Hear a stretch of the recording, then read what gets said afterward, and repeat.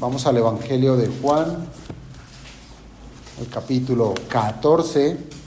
Seguiremos estudiando este capítulo 14, pero quiero que hagamos lectura del versículo 21 al versículo 24. Juan capítulo 14, versículo 21 al 24.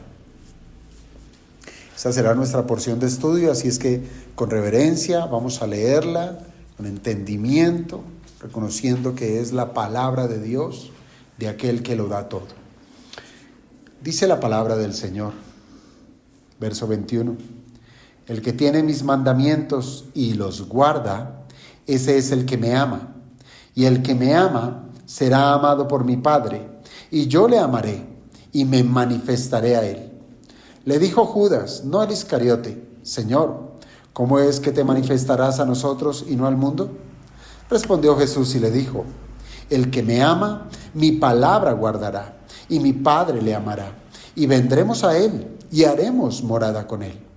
El que no me ama, no guarda mis palabras, y la palabra que habéis oído no es mía, sino del Padre que me envió.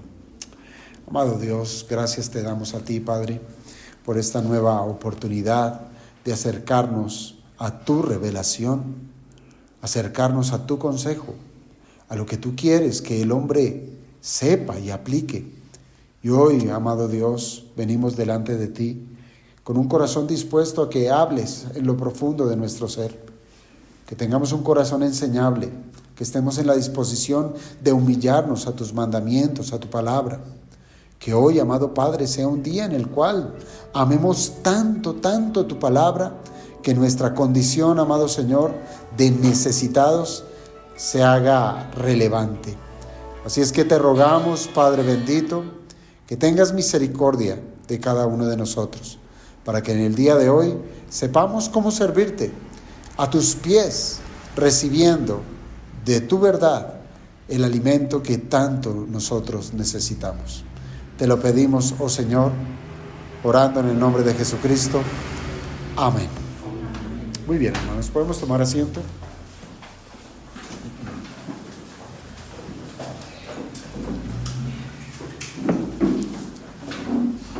Muy bien. Hoy he titulado el sermón de estos versículos, lo he titulado como Consolados en la obediencia. Y si usted se da cuenta, todo el pasaje que hemos estado leyendo y estudiando del capítulo 14 del Evangelio de Juan tiene que ver con la consolación. Ahora bien, esa noche del jueves, porque recuérdelo muy bien, era de noche y era jueves, cuando el Señor Jesucristo se reunió con sus discípulos con el propósito de celebrar la última Pascua con ellos. Hermanos, se trató de un tiempo que era sumamente solemne, donde la solemnidad precisamente cobraba ese carácter, donde había quietud y donde además de esa quietud había instrucción. Allí estos dos elementos estuvieron presentes. Ahora, piense esto, cuando nosotros consideramos el plan de redención, ese plan soberano, ese plan de Dios para salvar al hombre, hermanos, en ese justo momento, en esa noche, estaba a punto de ser consumado. ¿Por qué? Porque faltaban tan solo unas pocas horas para que la cruz del Calvario se hiciera presente en el cronograma de la redención. ¿Y eso qué iba a traer? La cruz iba a traer muchos cambios.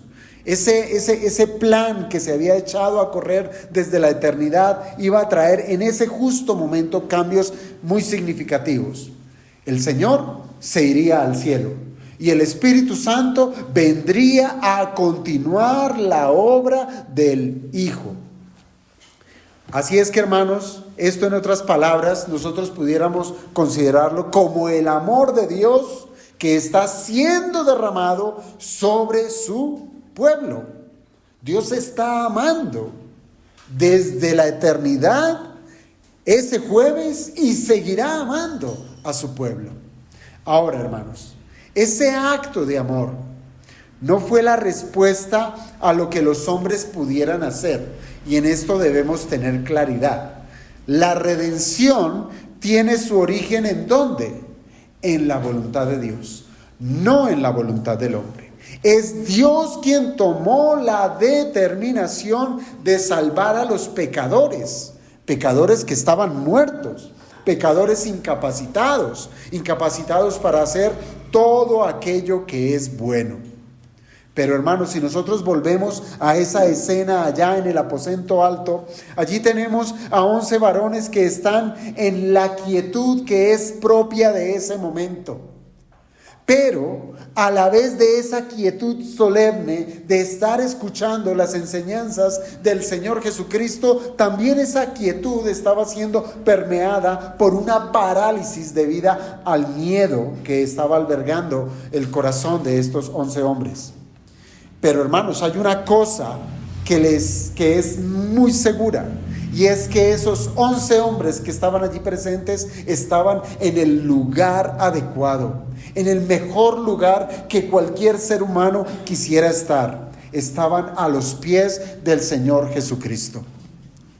Pudiéramos decir que hasta ese momento el Señor los ha amado, y los ha amado de una manera incondicional, con tal que el Señor les ha estado consolando en medio de las tristezas. Él no ha cesado de traer consolación a esos corazones, pero la noche de consolación estaría a punto de terminar.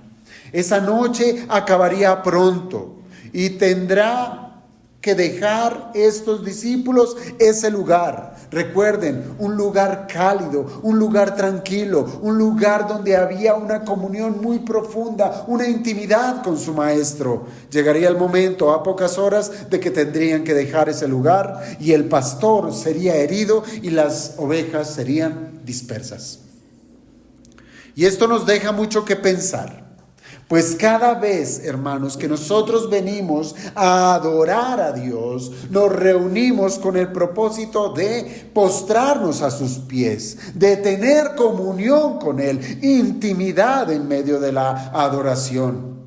Pareciera, hermanos, que fuéramos en ese momento agentes pasivos, como lo fueron esos 11 hombres. Como si se tratara simplemente de venir y postrarnos, de venir y sentarnos en unas sillas y ya. Quizás muchos venimos el día de hoy cansados, venimos cargados con pesadas cargas. Así estaba el corazón de esos 11 hombres, y quizás nosotros también lo estamos. Que incluso venimos de una manera tal que quisiéramos que fuera el Señor trayendo consolación a nuestras almas. Señor, háblanos hoy. Señor, consuela nuestra condición. Señor, fíjate de nuestras situaciones. Eso es lo que quisiéramos, que el Señor trayera consolación a nuestro ser. Pero hemos de saber, amados hermanos, que hay una expresión de consuelo que proviene de Dios, que nos ha de poner en acción. Para esos 11 hombres, la quietud de ese momento iba a terminar. Es más, su vida sería completamente convulsionada en las próximas horas. ¿Por qué? Porque allí la mayoría, cuando el Señor fuera tomado, arrestado, la mayoría, ¿qué iba a hacer? ¿Seguir postrado a los pies del Señor? No, tomaron otra actitud. ¿Cuál? La de huir para salvar sus vidas. Convulsión total vendría sobre ellos. Pero yo pregunto, si las cosas hubiesen quedado en esa escena, en la escena de huir y estar escondidos para salvar sus vidas, entonces, ¿quién llevaría el evangelio? ¿Quién cumpliría con el mandamiento del Señor Jesucristo? Hermanos, y creo que esta es la desdicha que ha albergado a muchos que se llaman a sí mismos cristianos. Están sumidos en sus tristezas, como si sus cargas fueran tan pesadas que no les permite moverse ni un centímetro. Hermanos, así como hay muchos que dejan de venir a las reuniones de la iglesia el día domingo por estar felices, Hay otros que dejan de venir porque las tristezas les albergan. Y el pasaje de hoy nos va a presentar una realidad que debe cambiar nuestra manera de pensar cuando nos enfrentamos a las tristezas y a los agobios. Y es que además del amor que hemos recibido con la salvación, hermanos, ese amor tiene otras proyecciones, donde el amor del Padre y el amor del Hijo se extienden cuando el cristiano obedece la palabra de Dios. Hermanos, el tiempo de convulsión cuando el pastor sería herido tendría también un final. Y es porque la obra del Espíritu, la poderosa obra del Espíritu, levantaría a esos hombres entristecidos, a esos hombres que estaban entumecidos por sus dolores y por sus tristezas y por el miedo, y serían impulsados a hacer la obra que el Señor Jesucristo les había mandado.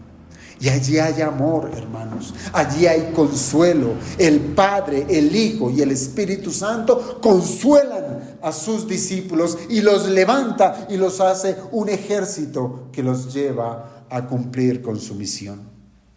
Mientras que para algunos esa obediencia será un asunto cargoso, un asunto difícil, el Señor tiene para decirnos que por medio de la obediencia allí hay consuelo.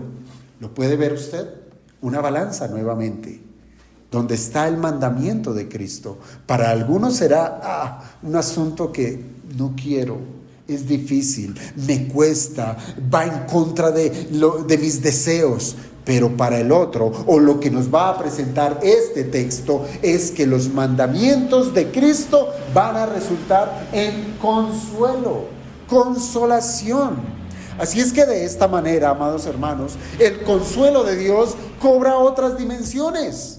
¿Por qué? Porque va a traspasar ese tiempo de quietud y de enseñanza que es necesario, que muchas veces necesitamos que el Señor Jesucristo nos consuele por medio de la palabra, de la predicación, de la enseñanza, del buen consejo. Y en esos momentos debe haber quietud para nuestra alma, quedarnos sentados, escuchando, atendiendo.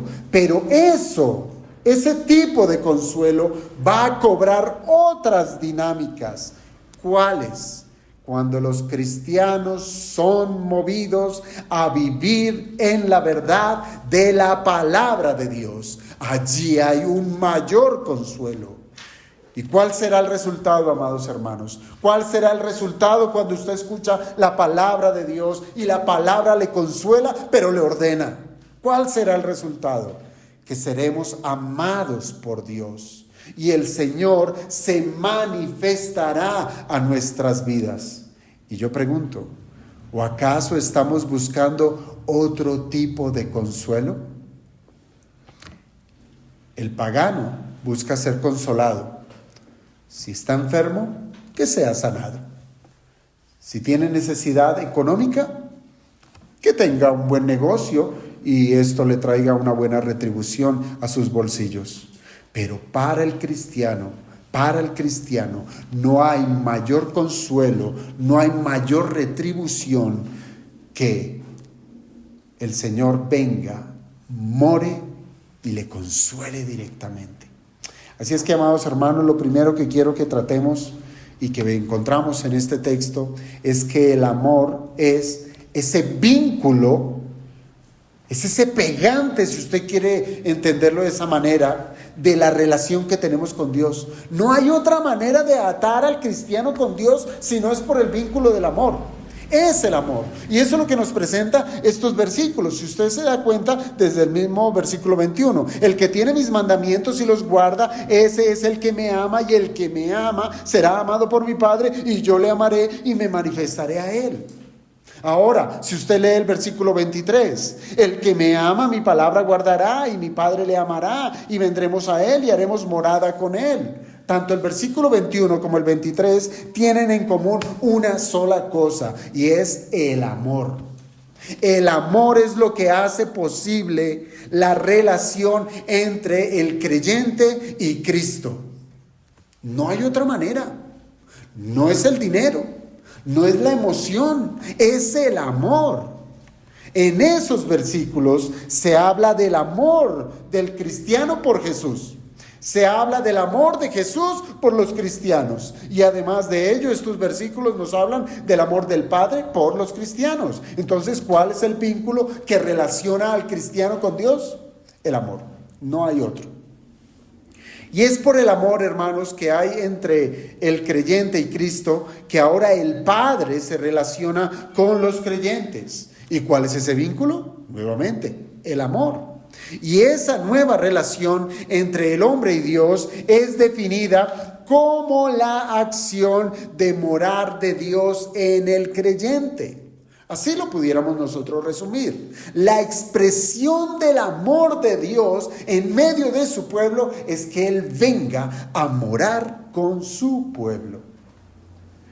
Si usted se ha dado cuenta, Juan ha sido determinante en estarnos hablando de la comunión que hay entre el Dios Trino y los redimidos. Y lo ha hecho primeramente diciendo que el Espíritu Santo vendría a morar en el creyente. Y por el Espíritu Jesús también lo haría. Vendría a morar en el creyente. Y ahora, si usted se da cuenta, en el verso 23 nos está declarando el apóstol Juan que el Padre también moraría en ellos. Así es que ¿quién mora en el creyente? La plenitud de la Trinidad. El Padre, el Hijo y el Espíritu. Pero a lo que quiero que prestemos atención es a que las relaciones, sean del índole que sean, solamente pueden ser conservadas cuando hay amor. Es decir, si usted lo mira de una manera negativa, la relación que tenemos con Dios se puede quebrar, se puede opacar cuando no hay amor. Piense, por ejemplo, en una familia, en el asunto de una familia. Una familia puede estar completamente dividida. Pueden haber rencillas, pueden haber problemas en el matrimonio, entre los hijos, etc. Una familia dividida, pero que vive en una misma casa. Ese es mi ejemplo. Por más que puedan tener en común un mismo lugar de habitación, si hay rencillas y peleas, allí no hay comunión, no la hay.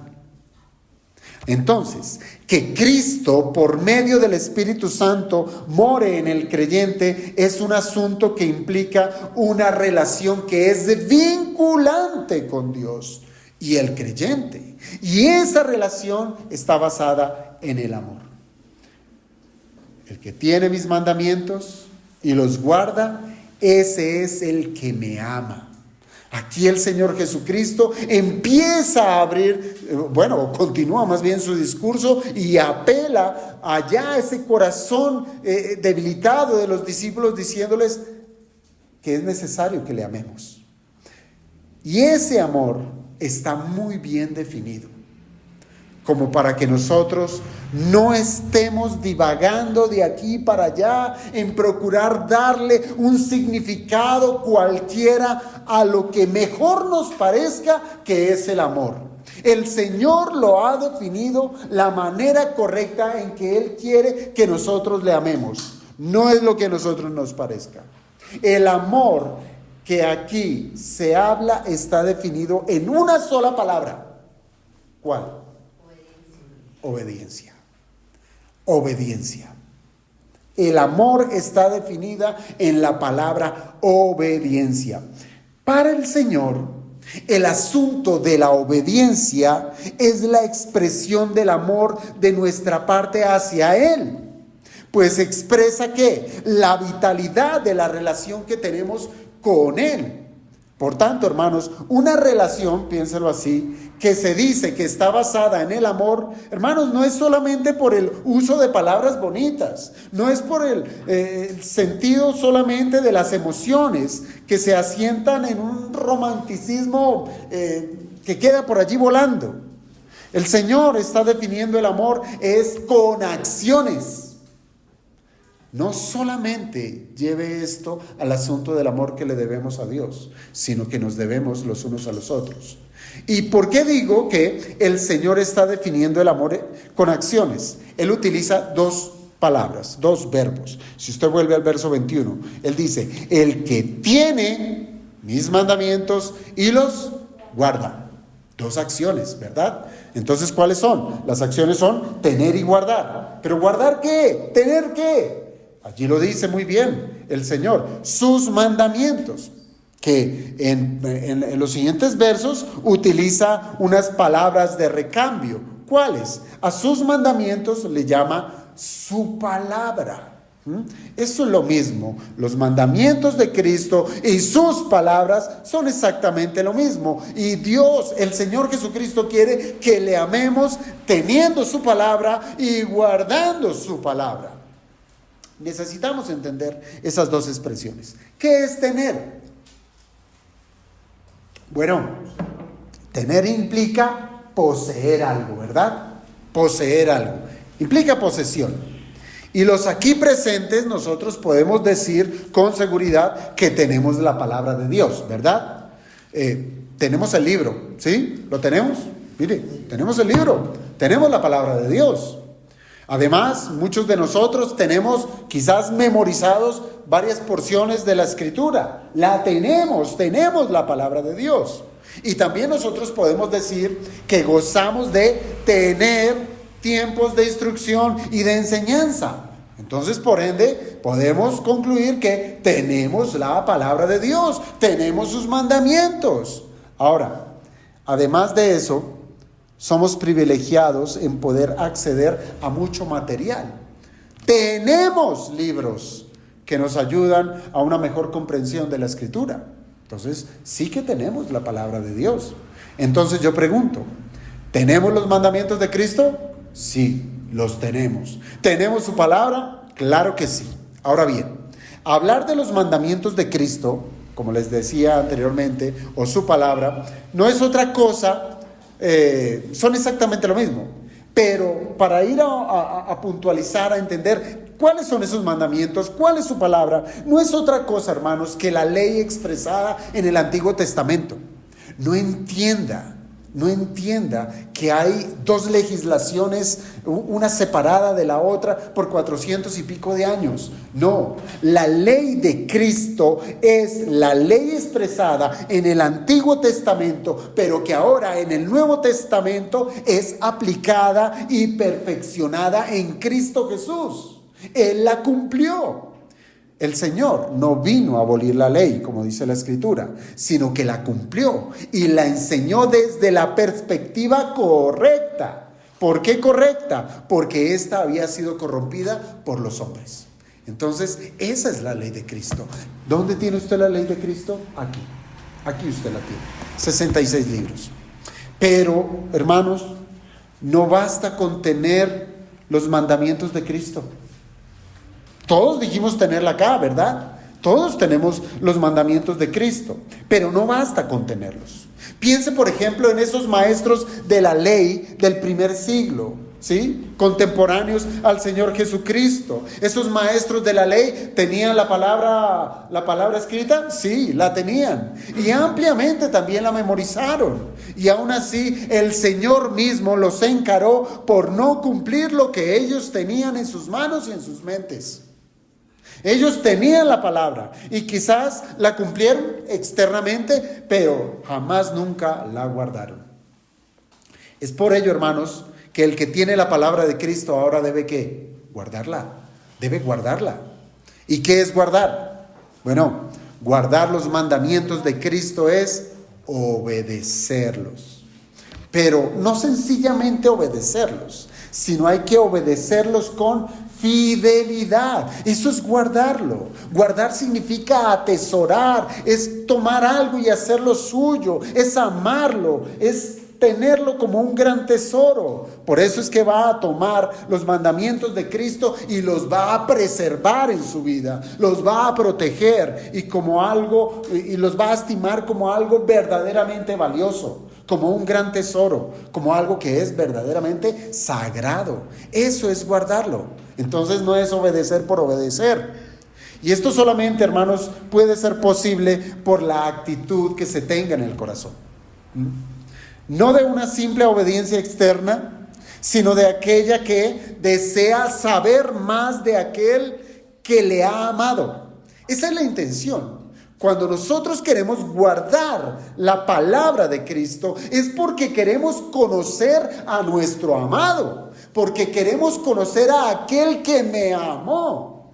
¿Para qué? Para ahora yo amarle en sus términos, no en los míos. ¿Cierto? ¿Ven la diferencia? Y tal será la devoción, amados hermanos, que los términos de Cristo para el cristiano serán un deleite. Y por tanto el cristiano se va a esforzar por hacer lo que sea para amar al Señor cumpliendo sus preceptos. Y esta es la misma dinámica, hermanos, que ha de ocurrir en cualquier relación humana. Cuando la intención del corazón está en hacer feliz a otra persona, y el esfuerzo entonces, ¿dónde se va a concentrar? Pues se va a concentrar en conocer lo que la otra persona le gusta. En eso está. Aunque esto implique muchas veces renunciar de parte nuestra a nuestras propias expectativas. Yo alguna vez les puse el ejemplo. Es como si yo quiera amar a mi esposa, pero en mis términos, ¿sí? Yo le doy lo que a mí me parece. Pero no, el verdadero amor debe volcarse en qué es lo que ella desea, qué es lo que ella quiere. Allí se asienta el verdadero amor. Y por eso se necesita conocimiento. Y allí viene entonces la pregunta: ¿qué tanto nosotros conocemos a Cristo? ¿Qué tanto nosotros conocemos al Señor? Ahora, le pudiéramos sumar la pregunta: ¿qué tanto hemos rendido el hacer nuestra voluntad para hacer la suya? Porque no solamente es conocerle, sino doblegar nuestro carácter al de Él, sino es posar nuestra voluntad, reconociendo que prima la de Él y no la nuestra. Y si hemos en algo conocido a Cristo, y si en algo hemos depuesto nuestra voluntad a la suya, yo pregunto, ¿ha sido con la intención genuina del corazón de querer amarle, o lo hemos hecho por el simple cumplimiento de un mandamiento? Porque allí difieren muchas cosas. Recuerde muy bien lo que significa guardar. Es obedecer con fidelidad. Es obedecer preservando lo que el Señor ha mandado como algo precioso. Pero si yo obedezco sencillamente por obedecer, eso no es amarle. Piense usted, a mi esposa le gustan las flores, a mí no me gustan. Tome sus flores, ahí se le dejan las flores. Eso es lo que quiere, ahí están las flores. He cumplido con su deseo, pero no lo estoy haciendo con una intención genuina, ¿verdad?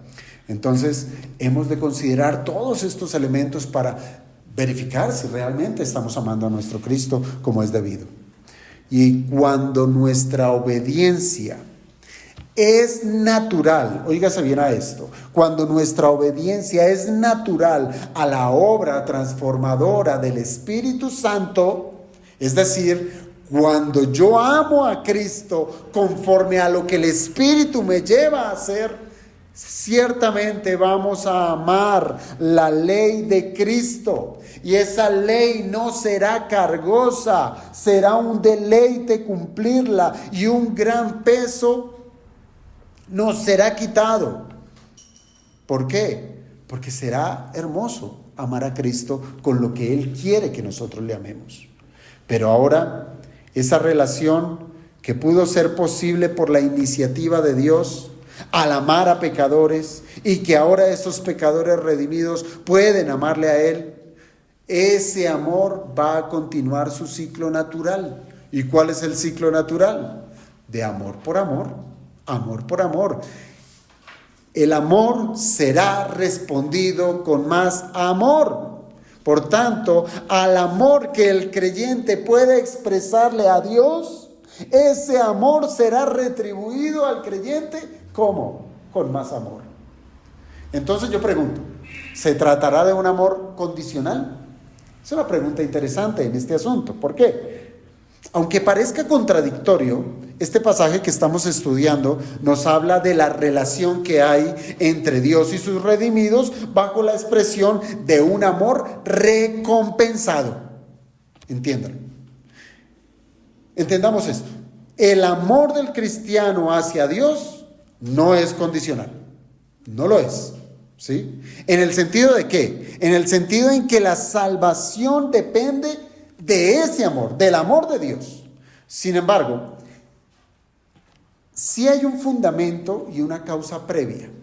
El amor soberano e incondicional de Dios hacia el creyente es lo que nos lleva a nosotros a que le amemos.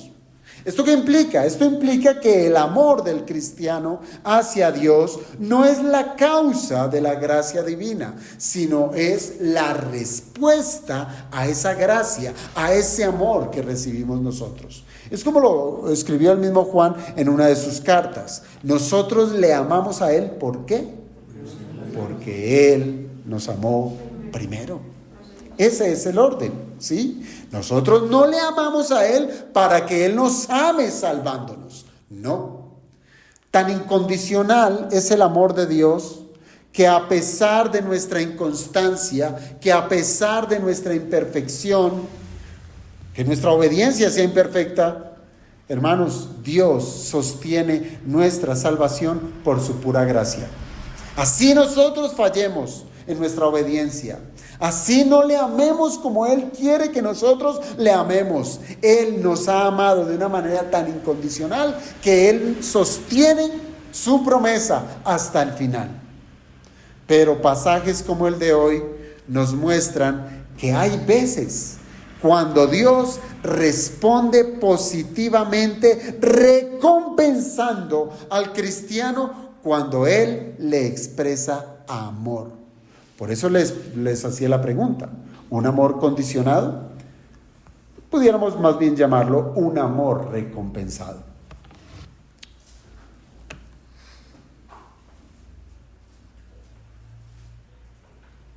Entendamos que cuando Dios responde a nuestro amor recompensando al cristiano, responde es en amor. Responde en amor. Fíjese lo que dice, el amor recompensado. Y el que me ama, dice el Señor Jesucristo, el que me ama, ¿qué pasa? Será recompensado, será amado por mi Padre. Esta es una respuesta de retribución. Y siga leyendo. Y el que me ama, yo le amaré nuevamente. Será recompensado, será retribuido. El que me ama, me manifestaré a él. Entonces sí, hay un amor recompensado. Y el verso 23 es exactamente igual. El que me ama, mi Padre le amará.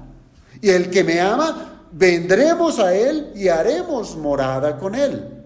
Por tanto, hermanos, el amor que aquí expresa tanto el Padre como el Hijo, debemos entender que no es el amor con el que Dios salva a los pecadores. No es ese amor. ¿Por qué? Porque ese amor es incondicional. Incondicional. Y lo que aquí nosotros tenemos es una expresión que hace parte es de una nueva relación, donde Dios ya ha salvado, donde ya hay regenerados, donde mora el amor de Cristo en ellos. Lo que aquí tenemos entonces es la expresión que hace parte de esa nueva relación que hay entre el hombre redimido y Dios.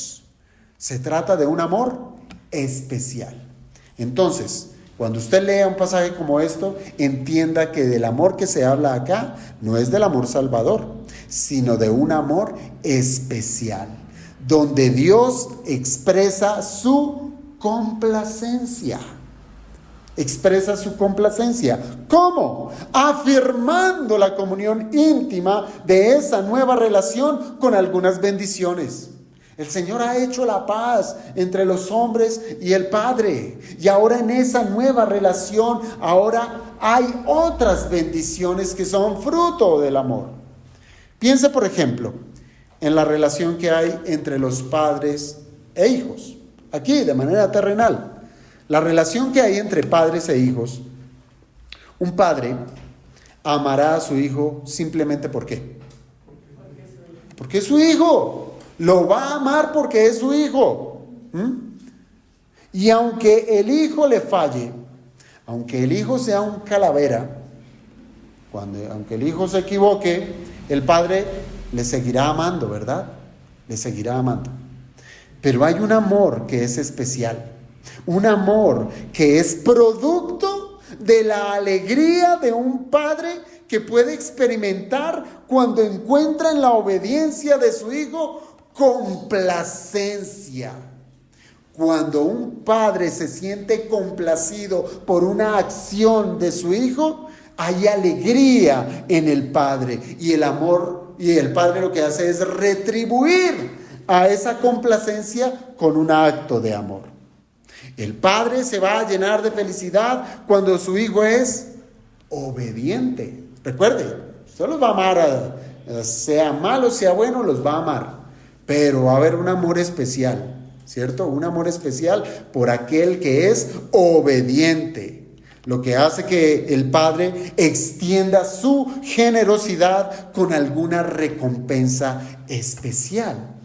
Ahora bien, el hijo ha de saber que su obediencia, y esto es importante, no solo nuestros hijos lo deben saber, sino nosotros también en la calidad de hijos de Dios debemos entenderlo. El hijo ha de saber que su obediencia no debe estar motivada por lo que le van a dar. Yo le obedezco porque mi papá es dadivoso cuando yo me porto bien. No debe ser esa la motivación, sino su motivación para obedecer debe ser la complacencia que su padre recibe. ¿Sí lo entendemos? Esa debe ser la motivación genuina, complacer a nuestro Padre. Por eso obedecemos. Y es así, hermanos, como el amor que le debemos a Dios debe ser entendido. No como la manera de buscar lo que Dios tiene en su mano, sino que la obediencia nuestra ha de estar motivada porque queremos agradar a Dios conforme a su voluntad. Por tanto, las bendiciones, si usted lo piensa, esas bendiciones que usted recibe de parte de Dios, que fueron muy particulares para usted y no para otros, esas bendiciones serán el fruto natural de una relación que es sana, que se basa en el verdadero amor y no en las conveniencias. De esta manera, hermanos, no obedezcamos para que nos vaya bien. Porque allí también hemos sido mal enseñados. Que nos dicen, pórtese bien y recibirá. Y no es así. No obedezcamos para que nos vaya bien, sino que debemos obedecer para que Dios esté complacido por nuestras acciones frente a lo que Él manda, frente a su ley. Hermanos, no se trata de una carrera por ganar el amor de Dios con nuestra obediencia. No, pues si lo pensamos bien, la obediencia que nosotros podemos ejercer es el fruto de la gracia divina. Eso no nace de nosotros.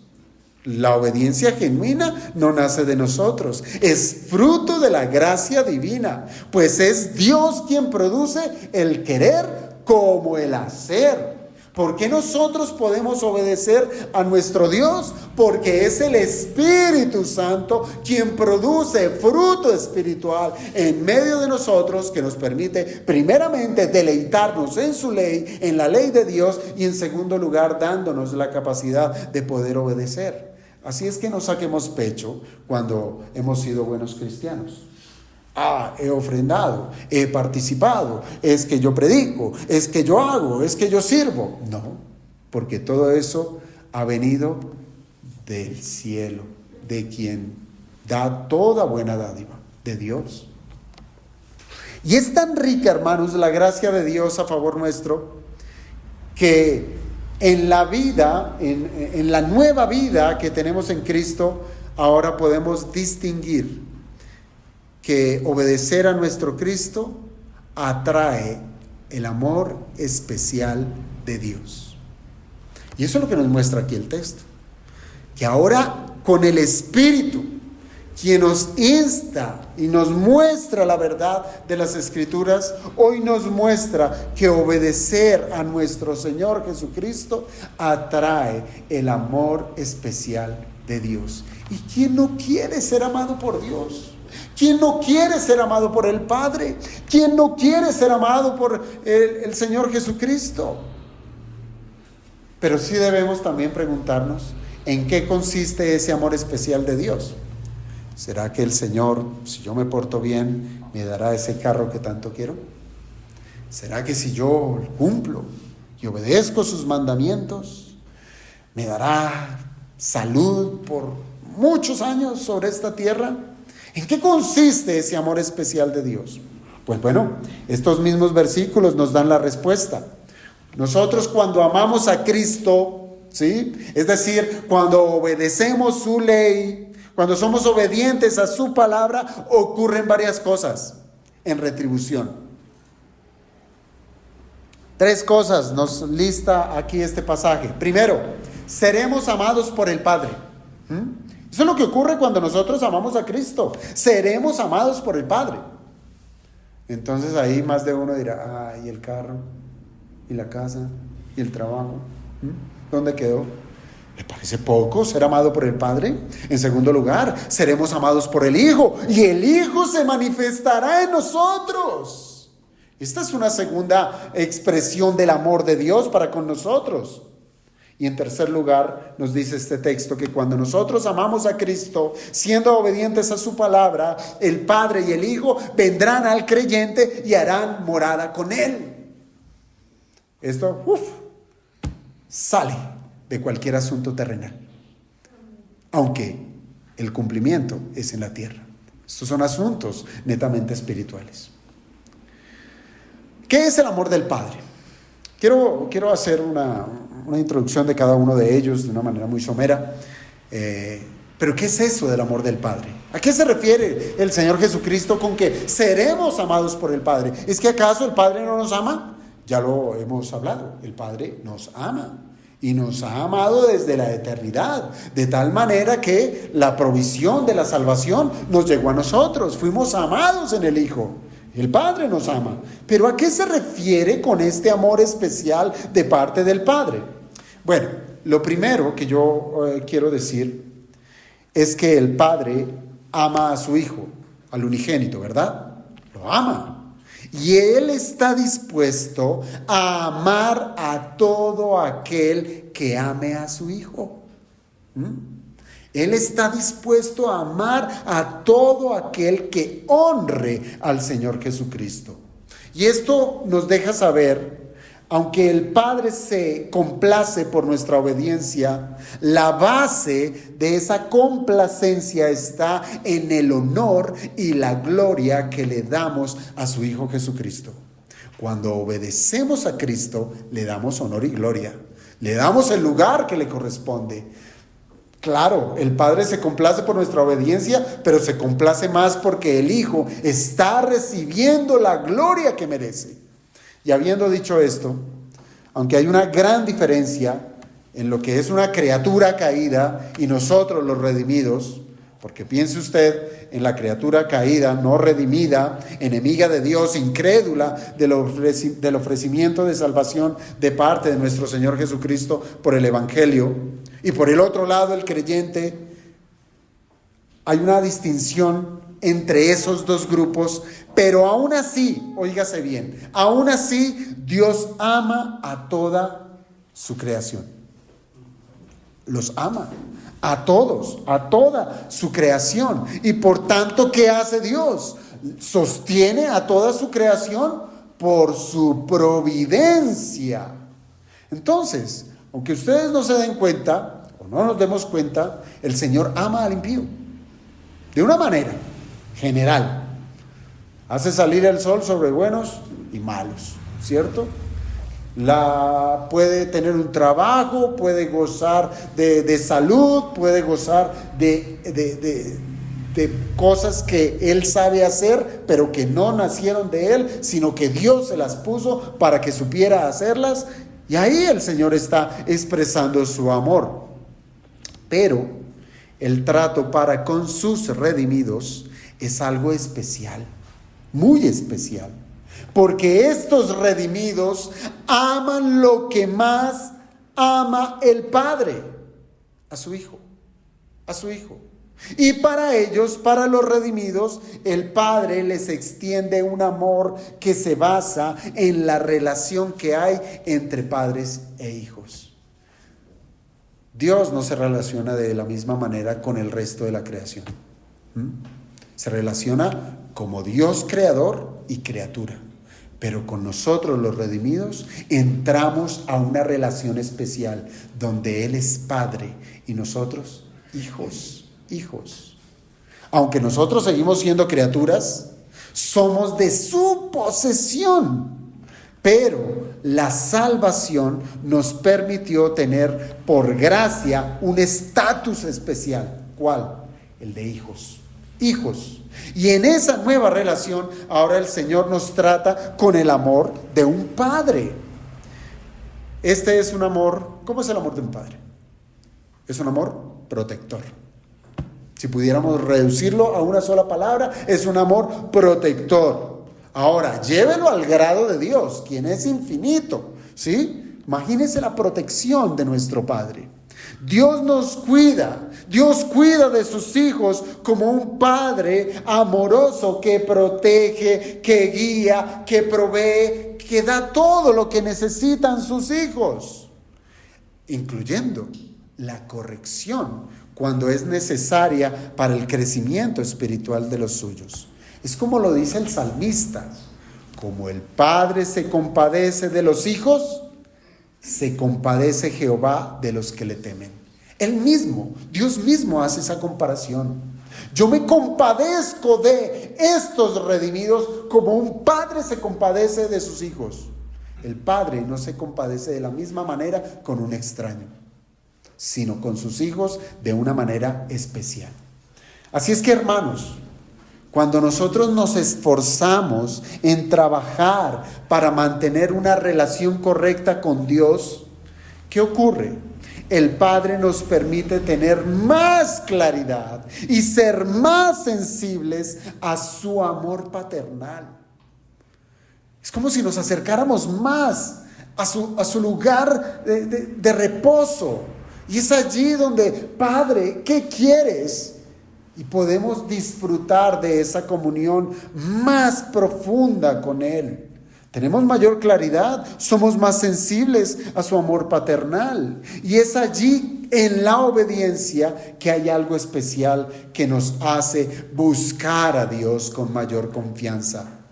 Y es cuando buscamos a Dios no como el juez, no como el Dios soberano todopoderoso, que lo es, pero nos acercamos a Él con el privilegio de poderle llamar Abba, Padre.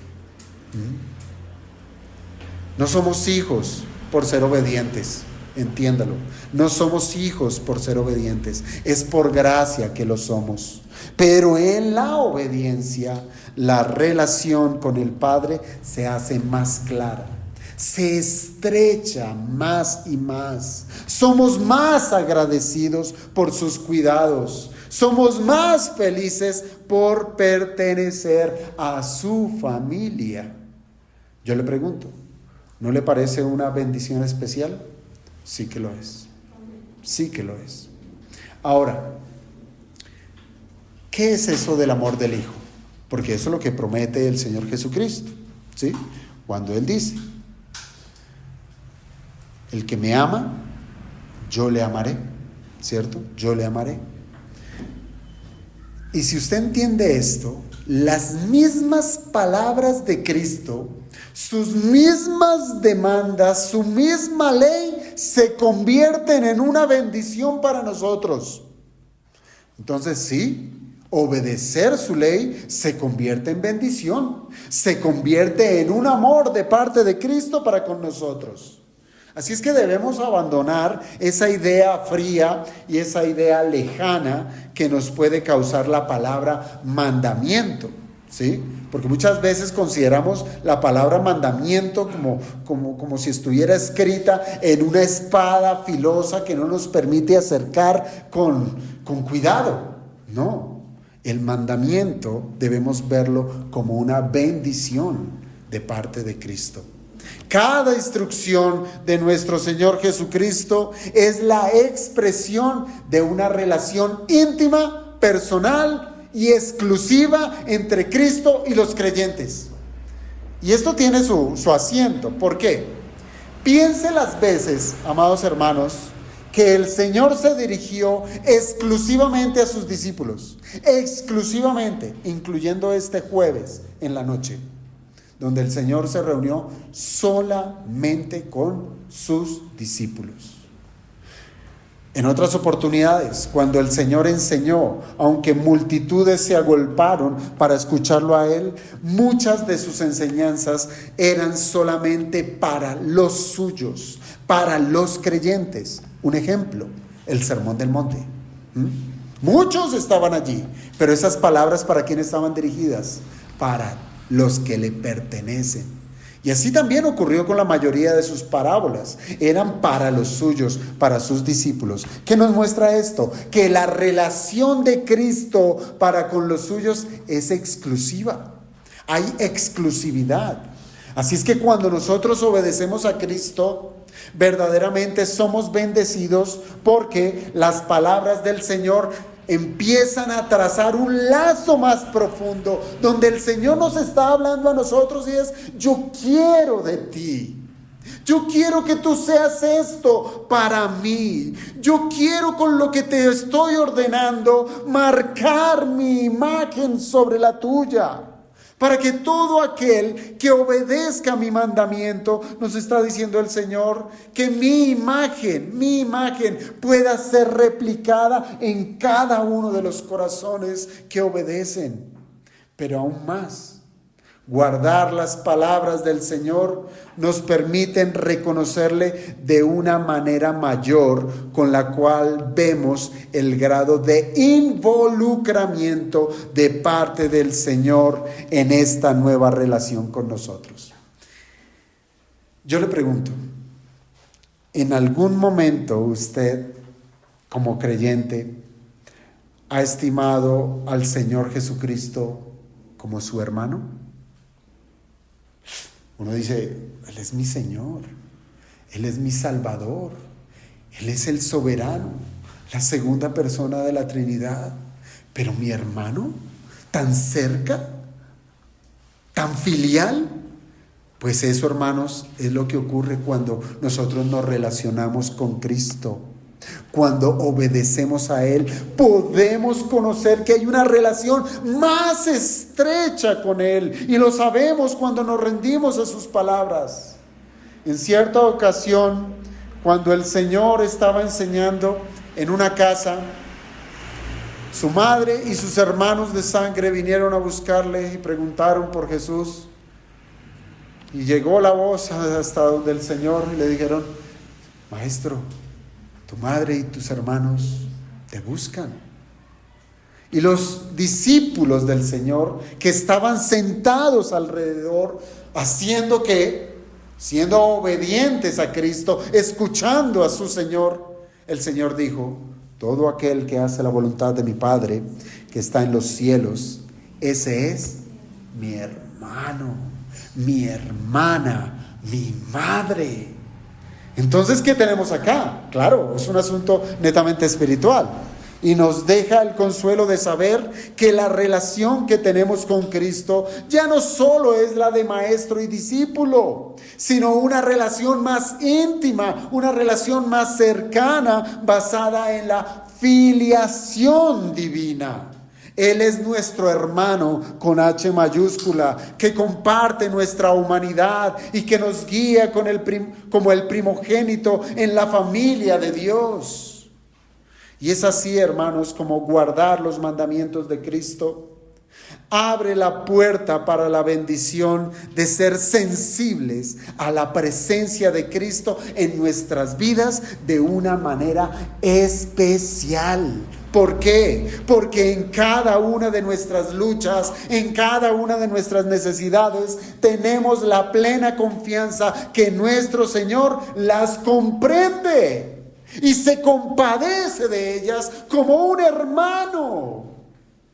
Y dentro de las expresiones del amor especial de Cristo, por aquellos que le obedecen, está esa promesa de me manifestaré a Él. Me manifestaré a Él. Claro, usted piensa en Cristo manifestándose a un ser humano. No se trata de ninguna aparición mística. Más bien, tiene que ver con que somos capacitados para contemplarlo desde el Espíritu y por el Espíritu. Es un asunto espiritual. El Espíritu Santo es quien nos hace sensibles a que veamos a Cristo en las Escrituras. Es Él. Y esto verdaderamente lo experimentaremos, hermanos, lo experimentaremos cuando nosotros creemos que su palabra es ley y que su palabra es buena y que su palabra es un deleite y que su palabra es para nosotros el honor de poder servirle a Él como Él lo está mandando. Y allí que vendrá el corazón del creyente.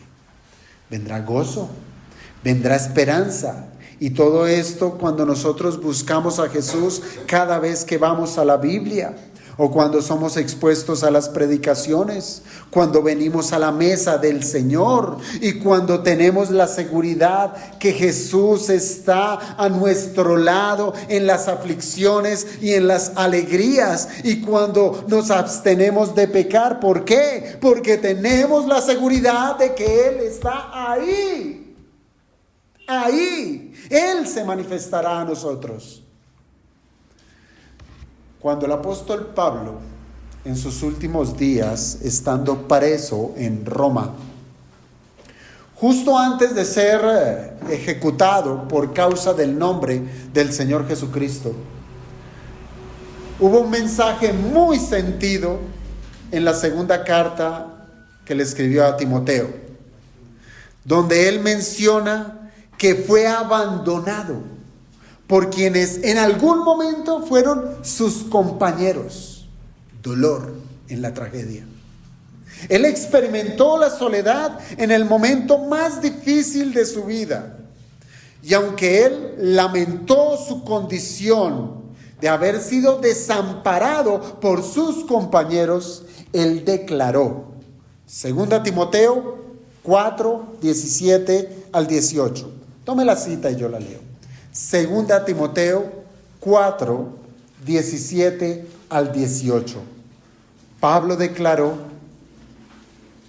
a pesar de ese desamparo, él dijo, pero el Señor estuvo a mi lado. ¿El Señor se manifestó? Sí. ¿Cumplió el mandamiento? ¿Cumplió su promesa? Sí que la cumplió. ¿El apóstol Pablo amó al Señor? Sí que lo amó, siendo obediente a su palabra, y el Señor se manifestó a su vida en los días malos. Él dijo, pero el Señor estuvo a mi lado y me dio fuerzas. No era un asunto emocional, sino real. Me dio fuerzas para que por mí fuese cumplida la predicación y que todos los gentiles oyesen. Así fui librado de la boca del león. Y el Señor me librará de toda obra mala y me preservará para su reino celestial. A Él sea gloria por los siglos de los siglos. Amén. Hermanos, el Señor es real. El Señor cumplirá, el Señor va a retribuir nuestra obediencia. Él se hará presente, Él se manifestará en esos días duros y nos dará las fuerzas. Y ahora, como si fuera poco, ser amados por el Padre, ser amados por el Hijo, y que la manifestación del Hijo esté en los creyentes. Las cosas no quedan allí nomás. El amor del Padre y del Hijo para con aquellos que obedecen los mandamientos de Cristo se resumen o converge en que el Padre y el Hijo vendrán al creyente y harán morada con él.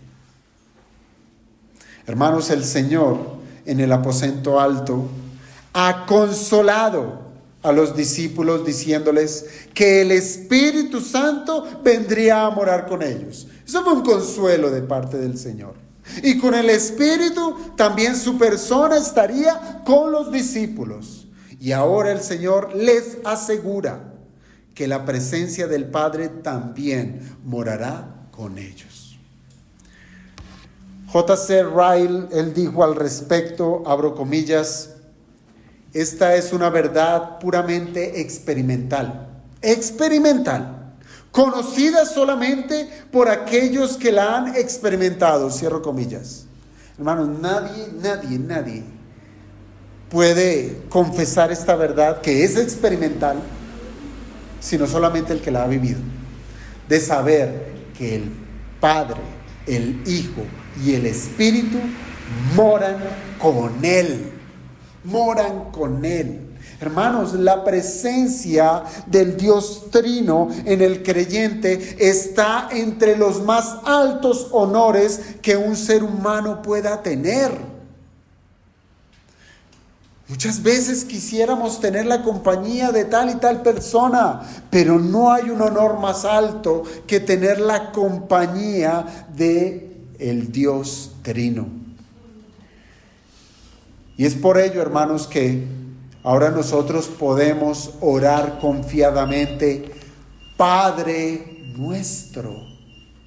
Padre nuestro. ¿Por qué? Porque no está lejos. Ha hecho de los creyentes su habitación. Ha hecho de sus hijos su templo. Y como lo fue desde el principio, la Trinidad indivisible seguirá operando misteriosamente sus decretos en nosotros. Y solamente como para que usted no pierda la perspectiva de quién es el que mora en cada uno de nosotros. En la creación, el Padre creó por medio del Hijo en el poder del Espíritu Santo. Y allí una creación excelsa. Pero en la redención, el Padre envió al Hijo y el Espíritu Santo aplicó los beneficios de la obra de Cristo. Y esto es maravilloso, porque ahora podemos decir: somos salvos. Pero, hermanos, esto sencillamente para llevarnos a pensar: ¿qué más hará la Trinidad morando en el creyente? Cuando la Trinidad habita el creyente, el Padre es la fuente y origen de toda la obra divina. El Hijo, Jesucristo, funge como mediador entre el Padre y el creyente. Y el Espíritu Santo capacita al creyente para vivir en santidad. Y todos, como en una misma casa, unidos por el amor, habitando y viviendo en la más hermosa comunión. El Dios Trino habitando en nosotros. Así es que, hermanos, ser consolados por Cristo también se da de una manera especial en medio de la obediencia. Lo cual significa, imagínese, habitar, usted estar habitando con la Trinidad. Esto implica experimentar paz, Esto implica experimentar gozo. Esto implica experimentar fortaleza y todo esto que Dios otorga a quienes buscan cumplir su voluntad. Incluso en medio de situaciones difíciles, en los desafíos del día a día, allí está el Señor habitando con su pueblo. De esta manera, hermanos, nosotros podemos concluir que obedecer a Cristo es la mejor inversión que podemos hacer en esta tierra.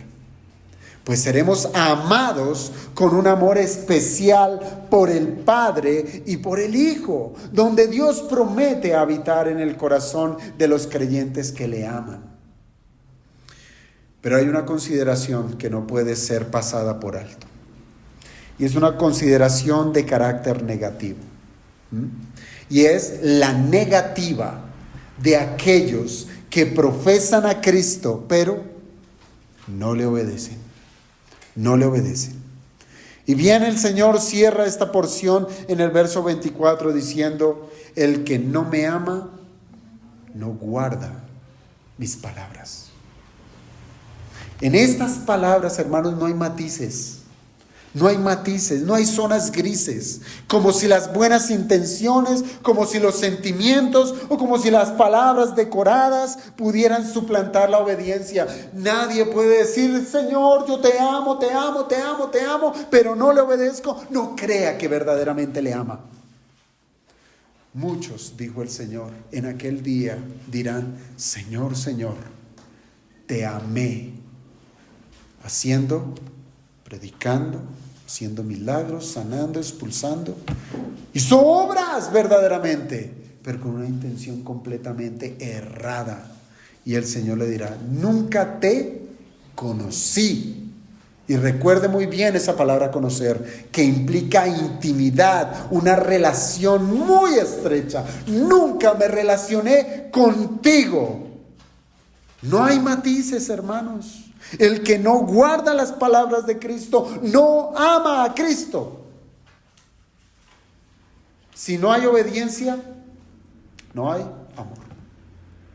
Por más que un individuo apele a haber hecho una profesión de fe, a que tenga un sinnúmero de títulos que aseguran el conocimiento intelectual de Dios, o que su nombre haga parte de una lista de membresía de una iglesia local, todo eso será inútil si no hay obediencia. Una relación real, donde la comunión y verdadero acompañamiento no está sujeta al subjetivismo de las buenas intenciones y de las palabras bonitas. Yo pregunto: ¿acaso una familia podrá sostenerse sencillamente con que entre los miembros se digan lo cuánto se aman? ¿Quién trabaja? ¿Quién cuida? ¿Quién cría? ¿Quién enseña? ¿Quién va a hacer? ¿Quién va a cumplir con las responsabilidades? Hermanos, no se puede sostener una familia de esa manera. Cada uno ha de ser responsable de sus obligaciones en el hogar. Allí es donde se expresa el verdadero amor, cuando cada quien cumple obedientemente sus responsabilidades. Allí hay amor. Piense, el esposo solamente será un buen esposo cuando cumple con su deber de amar, de cuidar, de proteger, de proveer y más a su esposa y a sus hijos. De lo contrario, no es esposo. Por más de que su nombre esté en una lista y se hayan hecho votos, si no ha cumplido con ninguno. Un padre ausente hará de sus hijos ausentes. Es una realidad, hermanos, una realidad. Y ahora, llevado a lo que tenemos acá, Dios no está ausente. Entonces, ¿por qué hijos ausentes? ¿Se lo ha preguntado? ¿Por qué hijos ausentes?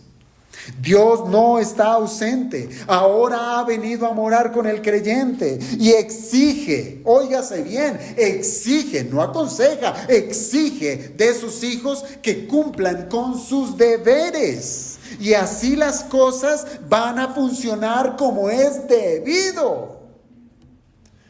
Cuando hay un compromiso real, donde el creyente se involucra en cada uno de los mandamientos de Cristo, hermanos, la familia de la fe será bendecida.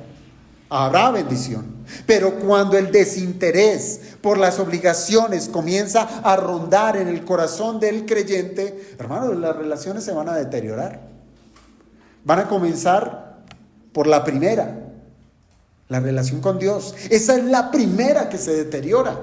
Cuando nos desobligamos de lo que verdaderamente nos compete, la relación con Dios se daña, se deteriora. Esa comunión empieza a desquebrajarse. Se ve profundamente afectada. Yo le pregunto, sinónimo de desobediencia. Desacato. Llevémoslo más al fondo. Pecado. La desobediencia es pecado. Desobediencia es pecado. No lo piense de una manera en que hoy sí puedo desobedecer un poquito. Puedo desobedecer un poquito. No, va a pecar. Va a pecar.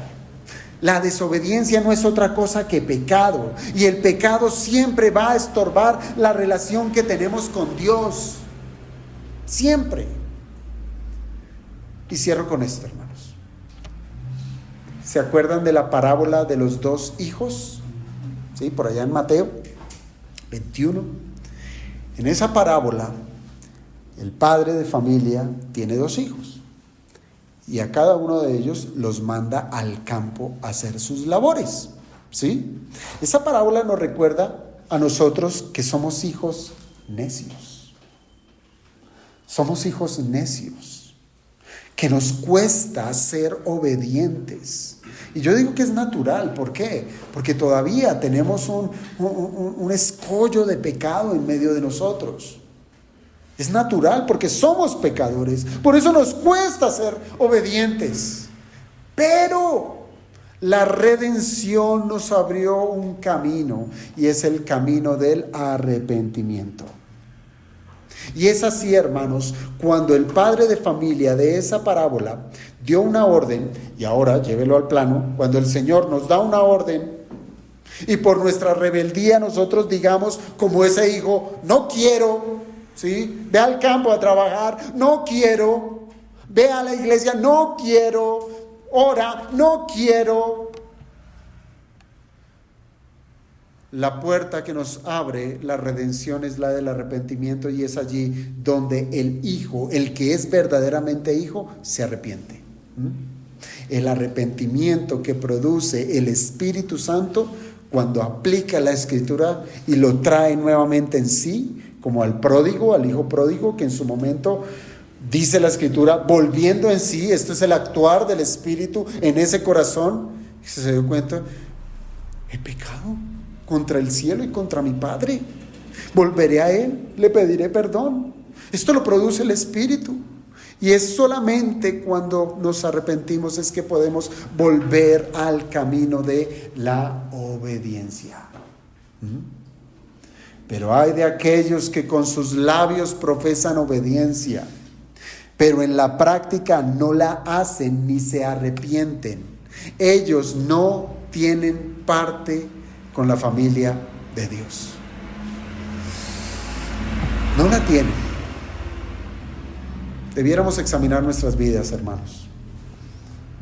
Y debiéramos estarnos preguntando si verdaderamente amamos a Jesucristo en la obediencia diaria. No la del domingo. Diaria. Porque los mandamientos de Cristo apelan no solamente al domingo, sino a toda nuestra vida. Reconocemos, hermanos, que hay mandamientos que son difíciles de cumplir, porque eso es verdad. Hay mandamientos que unos lidian con uno en particular, y así estamos todos. Reconocemos cuáles son los que nos causan más lidia y que son más difíciles de cumplir. Ahora, si usted lo empieza a identificar, ¿qué es lo que le causa como más dificultad en cumplir para poder ser obediente a Cristo? Pregúntese también, ¿qué es lo que está obstaculizando?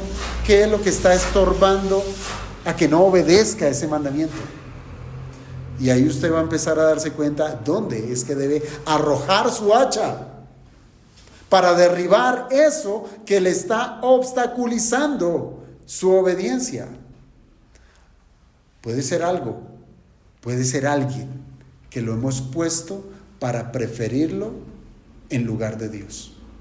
Y eso tiene que ser quitado, erradicado. El llamado, hermanos, es precisamente a que obedezcamos al Señor, porque allí estamos manifestando amor. Y si nos ha costado, tenemos un camino, el del arrepentimiento. Así es que roguémosle al Señor que nos ayude en este asunto. Vamos a orar.